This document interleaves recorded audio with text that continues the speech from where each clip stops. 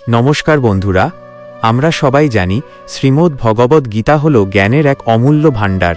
মোট 18টি অধ্যায় এবং 700টি শ্লোকের এই পবিত্র গ্রন্থে আমাদের জীবনের গভীরতম সত্য এবং প্রতিটি সমস্যার সমাধানের পথ পরমেশ্বর ভগবান শ্রীকৃষ্ণ স্বয়ং আমাদের দেখিয়েছেন।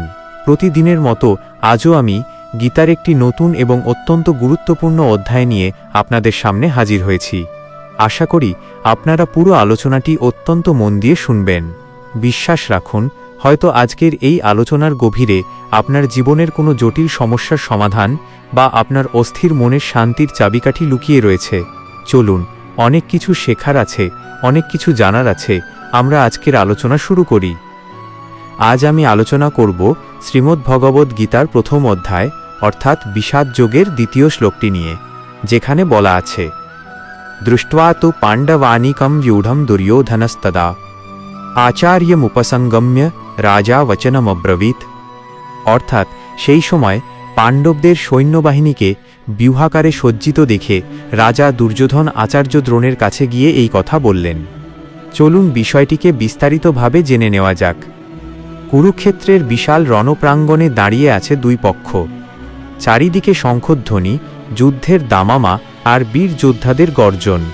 একদিকে কৌরবদের অগণিত সৈন্যদল আর অন্যদিকে পাণ্ডবদের ছোট অথচ অত্যন্ত সুশৃঙ্খল বাহিনী।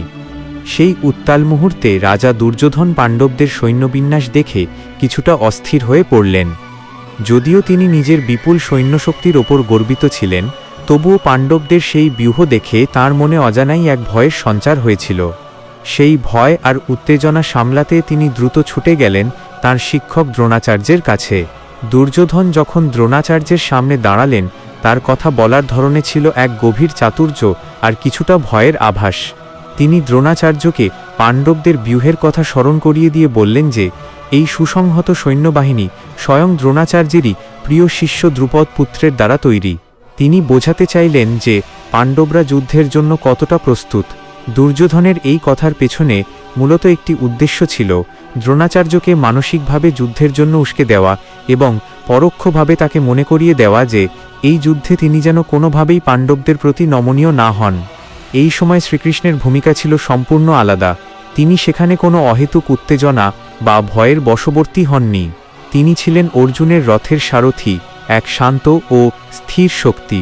অর্জুন যখন যুদ্ধের ময়দানে নিজের আত্মীয় স্বজনদের দেখছিলেন, তখন অর্জুনের মন বিষাদে ভরে উঠেছিল। তিনি অস্ত্র ত্যাগ করতে চেয়েছিলেন। ঠিক সেই সময়ই শ্রীকৃষ্ণ তার পরম বন্ধু এবং পথপ্রদর্শক হিসেবে অর্জুনকে সত্যের পথে চালিত করেছিলেন। তিনি অর্জুনকে বুঝিয়েছিলেন যে ধর্ম আর কর্তব্যের লড়াইয়ে ব্যক্তিগত আবেগ বা আত্মীয়তার মায়া বড় নয়। শ্রীকৃষ্ণের প্রতিটি কথা ছিল এক গভীর জীবনদর্শন, যা মুহূর্তের মধ্যে একজন দ্বিধাগ্রস্ত যোদ্ধাকে যুদ্ধের জন্য প্রস্তুত করে তুলেছিল। এই ঘটনা আমাদের জীবনে এক বিশাল শিক্ষার জায়গা তৈরি করে। আমরা প্রায়শই আমাদের কর্মক্ষেত্রে বা ব্যক্তিগত জীবনে এমন পরিস্থিতির মুখোমুখি হই যেখানে আমরা দুর্যোধনের মতো অন্যের সাফল্য দেখে বিচলিত হয়ে পড়ি অথবা দ্রোণাচার্যের মতো বিভ্রান্তির শিকার হই। আমরা অনেক সময় ভয় পাই যে আমাদের প্রতিপক্ষ অনেক শক্তিশালী, কিন্তু শ্রীকৃষ্ণের শিক্ষা আমাদের শেখায় পরিস্থিতির চাপে পড়ে ভেঙে না পড়ে নিজের কর্তব্য বা ধর্মের ওপর স্থির থাকতে। যখন আমাদের জীবনে কোনো বড় সিদ্ধান্ত নেওয়ার সময় আসে, তখন আবেগ দিয়ে না ভেবে বুদ্ধিকে কাজে লাগানোই সবচেয়ে বড় জয়। অর্জুন যেমন মোহের কারণে নিজের কর্তব্য ভুলে যাচ্ছিলেন, আমাদের জীবনেও আমরা অনেক সময় ব্যক্তিগত সম্পর্কের জালে আটকা পড়ে জীবনের সঠিক লক্ষ্য থেকে বিচ্যুত হই। শ্রীকৃষ্ণ যেভাবে অর্জুনকে সত্যের পথ দেখিয়েছিলেন, তেমনি আমাদের জীবনের প্রতিটি সংকটপূর্ণ সময়েও বিবেকের আলোয় সত্যের পথে চলাটাই হলো আসল সমাধান। এই পুরো কথোপকথন আমাদের শেখায় যে যুদ্ধ শুধু বাইরের শত্রুর বিরুদ্ধে নয়, যুদ্ধটা আসলে মনের ভেতরে জমে থাকা ভয়, মায়া আর মোহের বিরুদ্ধে। এই লড়াইয়ে স্থিরতা বজায় রাখাই সবচেয়ে বড় রণকৌশল। তাই বন্ধুরা, জীবনের প্রতিটি মুহূর্তে এই সত্যটি মনে রাখবেন। ভগবান শ্রীকৃষ্ণ আপনার সঙ্গে ছিলেন, আছেন এবং থাকবেন। তিনি আপনাকে দেখছেন। আপনার প্রতিটি নিঃশ্বাসে সেই পরমাত্মার উপস্থিতি অনুভব করুন। এই ছিল আমাদের আজকের আলোচনার বিষয়। কথা দিচ্ছি, খুব শীঘ্রই নতুন একটি অধ্যায় এবং শ্লোক নিয়ে আবার আপনাদের সামনে হাজির হব। আরও গভীর কোনো তত্ত্ব নিয়ে আলোচনা করব।